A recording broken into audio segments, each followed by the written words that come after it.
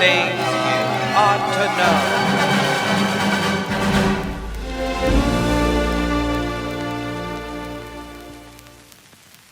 This is Noah, and today is a special day.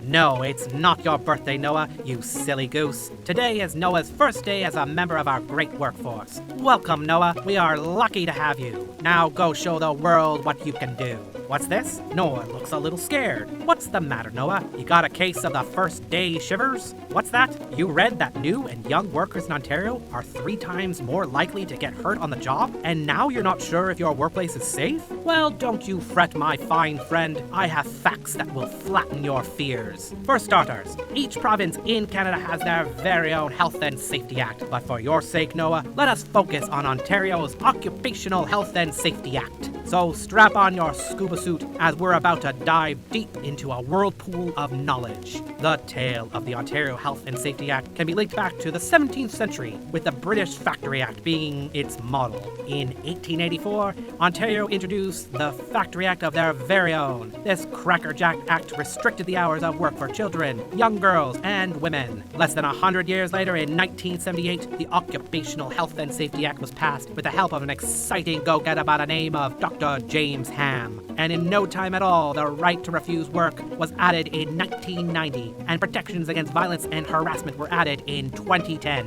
What an exciting list of achievements, am I right, Noah? What's this? You're still uneasy about your first day? Well, turn that frown upside down and strap yourself in, Noah, because I'm about to turn up the gas. Listed in the Occupational Health and Safety Act, all workplaces are responsible for the following: to ensure all staff understand the hazards and dangers in the workplace, to ensure that every supervisor understands how to care for staff in the event of an accident, to ensure that all staff is provided with health and safety guidelines, and to train everyone on the proper use of safety equipment, and to make sure they are wearing it. Have a sip of water, Noah, because this hoedown is far from taking its last step. The employer is not the only one with responsibilities. That's right, Noah, you have responsibilities of your very own. To start, it is your duty, as a worker, to follow the health and safety policies and procedures laid out by your employer. You must wear protective equipment if required. You must never work and behave in a way that puts yourself and others at risk. And it is your duty to report any hazards or unsafe conditions